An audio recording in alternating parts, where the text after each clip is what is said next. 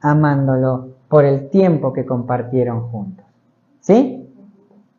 Entonces, en el verso 6, por ejemplo, ¿sí?, nos muestra que cuando Timoteo llegó de Tesalónica, le informó a Pablo.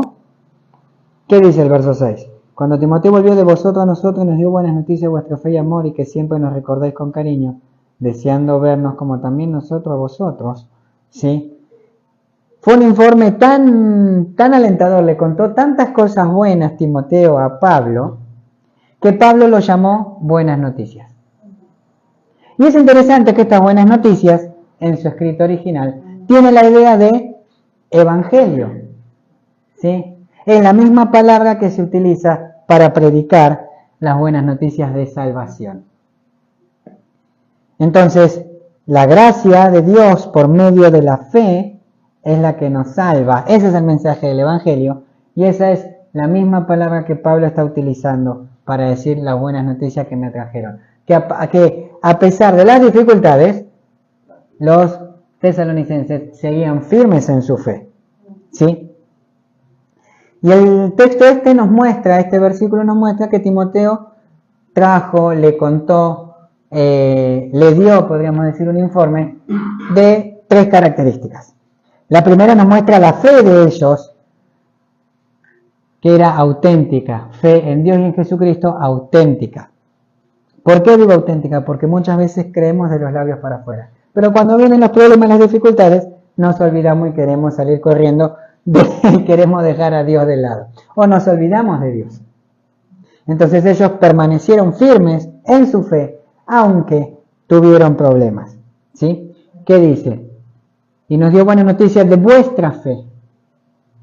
John MacArthur dice en su comentario, sus corazones habían sido como la buena tierra que recibe la semilla del evangelio y produce su fruto. Mateo 13:23, ¿no? Nos muestra ese pasaje la parábola del sembrador. Y recuerdan que el sembrador salió a sembrar la semilla y cayó en diferentes partes, pero hubo una semilla que cayó en buena tierra y fue la que dio fruto. Entonces, este autor, John MacArthur, está diciendo que el corazón de los tesalonicenses fue una tierra, una buena tierra donde se plantó la buena semilla. Y produjo frutos, fruto de amor, fruto de perseverancia, aún en los momentos de dificultades. ¿Sí? En segundo lugar, vemos que le dio a Pablo las noticias del amor que tenían por ellos, por él. Los tesalonicenses amaban a Pablo. ¿Sí? El amor hacia nuestros hermanos es la evidencia más clara de que somos cristianos. ¿Sí? Acompáñenme, por ejemplo, a Mateo capítulo 22. ¿Sí? Mateo capítulo 22. ¿Sí? Versículo 37 dice: Jesús le dijo, amarás al Señor tu Dios con todo tu corazón, con toda tu alma y con toda tu mente. Este es el primero y grande mandamiento. Y el segundo es semejante: amarás a tu prójimo como a ti mismo. De estos 2 mandamientos se desprende la ley y los profetas. ¿Sí? Después, Gálatas capítulo 5 también nos habla de eso. ¿Sí? Gálatas también nos habla de el amor de Dios, el amor cristiano. Capítulo 5, versículo 6, porque en Cristo Jesús ni la circuncisión vale algo ni la incircuncisión, sino que la fe que obra por el amor. ¿Sí? Primera de Pedro 1:8. ¿Sí? Primera de Pedro 1:8 nos dice: a quien amáis, hablando de Dios, sin haberle visto, en quien creyendo, aunque ahora no lo veáis, os alegráis con gozo inefable y glorioso. Y por último, primera de Juan, capítulo 2, ¿sí? Verso 5, dice: pero el que guarda su palabra, en este verdaderamente el amor de Dios se ha perfeccionado. Por esto sabemos que estamos en él. ¿Por qué? Porque guardamos la palabra de Dios. Y la palabra de Dios, el primer componente del fruto del Espíritu es amor. ¿Sí? El verso 10 dice: el que ama a su hermano permanece en la luz y en él no hay tropiezo. Y el capítulo 3, verso 14 dice, nosotros sabemos que hemos pasado de muerte a vida, en que amamos a los hermanos. El que no ama a su hermano permanece en muerte. ¿Sí? Entonces el amor al prójimo es una de las características del cristiano. Gracias. Por último, vemos que Timoteo anunció y que siempre nos recordáis con cariño. ¿Sí? Siempre recordaban a Pablo. Y esto era bueno para Pablo, lo hacía sentir bien a Pablo. ¿A cuántos lo hace sentir bien cuando alguien se acuerda bien de uno, no? Che, cómo lo extraño a fulanito de tal. Porque la verdad que buena persona. Es lindo estar cerca de él. Entonces, eso animaba a Pablo. No se olviden que Pablo estaba siempre pasando dificultades por causa de la predicación del Evangelio. Entonces, los tesalonicenses lo reconocían y lo respetaban como un verdadero siervo, un verdadero apóstol de Cristo. Entonces este informe, estas cosas que le cuenta Timoteo a Pablo, le levanta el ánimo, ¿sí? Y por último, ¿qué nos dice el verso? Que desean vernos como también nosotros a ustedes, ¿sí? Les muestra el deseo mutuo de reencontrarse. Eso tiene que ser entre cristianos, no ver la hora de un día de reunión, de un momento de recreación o lo que sea, para poder juntarnos y poder compartir. ¿Sí? Es importante ese amor hacia los hermanos, que si un hermano no viene porque está enfermo, ya mandarle un mensaje, preguntar, ¿cómo estás, hermano? ¿Se te extrañó? ¿No te vimos hoy? ¿Qué pasó? Esto nos enseña, mis hermanos, que esas buenas noticias que Timoteo le dio a Pablo trajo un alivio en momentos de tanta necesidad. Y le dio ánimo a Pablo porque el tentador, como decían los versículos que compartimos la última vez, el tentador no ganó la batalla. Por más que golpeó la obra de Dios no cayó. Siguió adelante. ¿Sí? ¿Por qué? Porque la gracia de Dios la mantenía firme y estableció su poder en cada uno de los creyentes. Amén. Entonces, para resumir este verso, podríamos decir que Timoteo le contó a Pablo acerca de la confianza de los tesalonicenses en Dios, ¿sí? El trato entre ellos mismos y la reacción que tuvieron al ministerio de Pablo, porque no lo odiaban a Pablo por predicarles el Evangelio, sino que lo amaban, ¿sí? Y también convenció a Pablo ese informe de que Satanás no tuvo éxito en el plan para destruir la obra de Dios, ¿sí? Entonces, como nos dice el verso siguiente, por ello, hermano, en vez de nuestra necesidad de aflicción, fuimos consolados. La ansiedad de Pablo desapareció. Recuerden que el verso 5 decía, pero por lo cual también yo, no pudiendo soportarlo más, envié a Timoteo. Estaba desesperado Pablo. Y ahí les dice, pero cuando Timoteo volvió con las buenas noticias, yo quedé en paz. ¿Se entiende? Entonces, Pablo empieza a deleitarse en medio de todo lo que estaban pasando, en todas las persecuciones, en todas las pruebas que estaban experimentando, en toda esa mala situación. Pablo se deleitaba en el Señor, porque los tesalonicenses seguían firmes en su fe. Sí. Y esa palabra firme es una palabra griega que tiene la idea, es un término que se usaba en el ámbito militar y significa no retroceder frente al ataque. ¿Vieron las películas de guerra cuando por ahí están atacando y los soldados tienen que tratar de resistir, que nada los haga retroceder? Bueno, esa es la idea que Pablo expone cuando él dice que están firmes en la fe, no retrocediendo frente a los ataques del enemigo. ¿Sí? Entonces, ese informe hizo que Pablo volviera a vivir, volviera a tener ánimo en medio de tanta dificultad.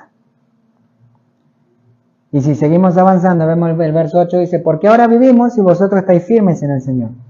Y es una palabra, es una frase un poco, a mi entender, un poco mal traducida, ¿sí? Porque ahí nos muestra que la preocupación que Pablo tenía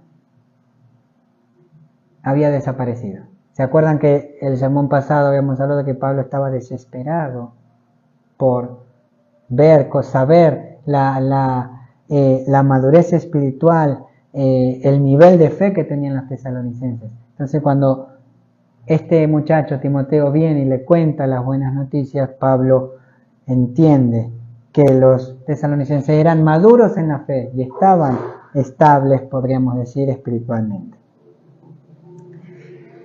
Pablo veía que ellos tenían solidez, ¿sí?, en la base doctrinal que habían aprendido.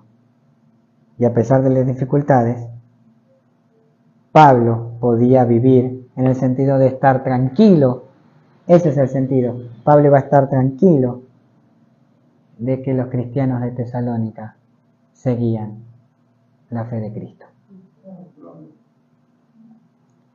Como sabemos, los falsos maestros venían predicando, los judaizantes venían predicando doctrinas en contra de la salvación por gracia. Ellos decían que la salvación viene de Dios, pero tenías que añadirle algunas obras, y la salvación es pura y exclusivamente por gracia de Dios. Entonces, ellos escucharon eso, y como recordamos en el sermón pasado que citamos Gálatas, los Gálatas habían cedido a eso. Entonces por eso Pablo estaba desesperado y se tranquiliza al ver que Timoteo les cuenta que estaba todo bien. Sí. Y esto nos enseña a nosotros que el creyente maduro se mantiene firme en la fe, pase lo que pase. Y eso nos muestra madurez espiritual. ¿Sí? La expresión que ahora vivimos quiere decir que como creyentes tenemos que disfrutar la vida. Esto nos enseña a nosotros, tenemos que disfrutar la vida. Y esa palabrita, si vosotros estáis firmes, esa palabrita está por ahí mal traducida, porque debería decir, por el contexto, ya que. Entonces debería leerse, porque ahora vivimos, ya que ustedes están firmes en el Señor.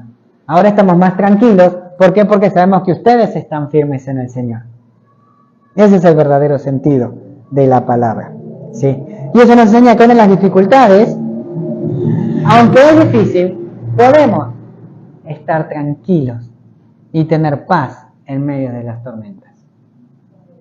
El apóstol Pedro nos dice en su primera carta, capítulo 4, acompáñenme por favor, ¿sí? Primera de Pedro, capítulo 4, versículo 12, dice: Amados, no os sorprendáis del fuego de prueba que os ha sobrevenido, como si alguna cosa extraña os aconteciese, sino que gozaos por cuanto sois participantes de los padecimientos de Cristo, para que también en la revelación de su gloria os gocéis con alegría. Mis hermanos, el Señor, por medio de su palabra, nos enseña que por causa del Evangelio vamos a ser perseguidos, vamos a sufrir. Pero no vamos a perder, porque Cristo ya ganó. Y recuerden lo que dice el libro de Juan: en el mundo tendréis aflicciones, pero confíen, yo vencí al mundo. Entonces, Cristo ya ganó. Las pruebas que podemos pasar, como dice también el libro de Romanos, dice que todas las cosas ayudan a bien a los que aman a Dios conforme a su propósito fueron llamados. ¿Y cuál es la meta de pasar dificultades? Parecernos más a Cristo, crecer en la gracia, en el conocimiento, crecer en la fe, madurar en la fe, ser hombres y mujeres espiritualmente maduros en la fe. Entonces, mis hermanos, si confiamos en Dios, en Cristo, en medio de las dificultades podemos estar seguros de que vamos a salir victoriosos. Amén. Ya estamos finalizando ya. Este es más cortito que los otros sermones. El verso 9, ¿qué dice? Por lo cual, ¿qué acción de gracias podemos dar a Dios? Sí. Pablo experimenta un gozo tan importante que no sabe qué palabras usar. Pablo, todo lo que podía usar, sentía que se quedaba corto. Cualquier palabra que el apóstol podía usar para agradecer a Dios, se quedaba corto.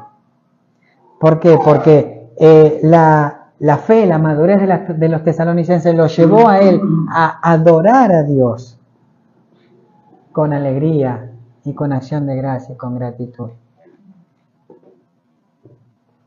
Entonces, Pablo acá intenta dar alguna expresión por lo que Dios había hecho con los tesalonicenses. Pero hay algo interesante, que es que Pablo no dice porque yo les prediqué o porque Dios me usó o algo así.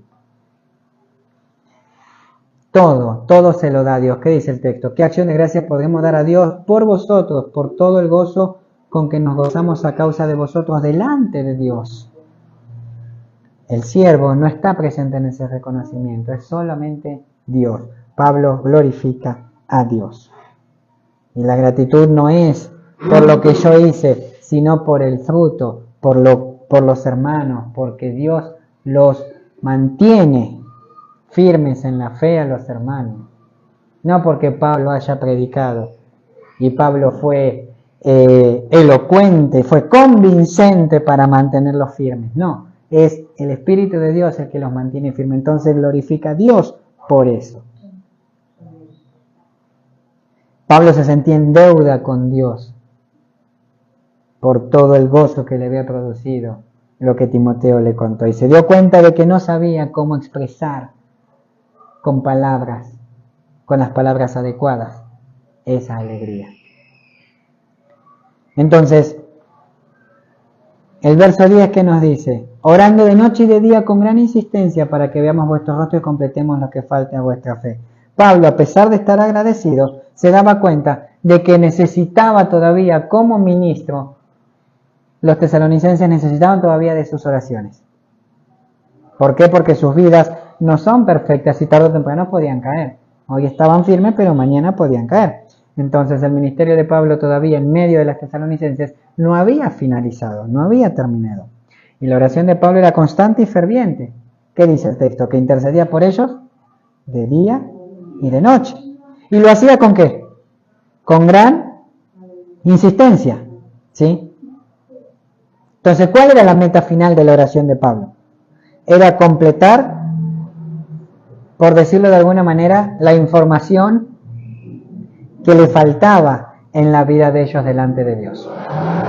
¿Sí? La meta inmediata era poder volver a verlos, pero la meta final era seguir llenándolos del conocimiento de Dios, para que ellos estén más firmes. Hermanos, el conocimiento de Dios nos da firmeza en medio de las dificultades, porque cuanto más conocemos a Dios, más seguros estamos en Él, y más confiamos en Él y sabemos que Él no nos va a abandonar.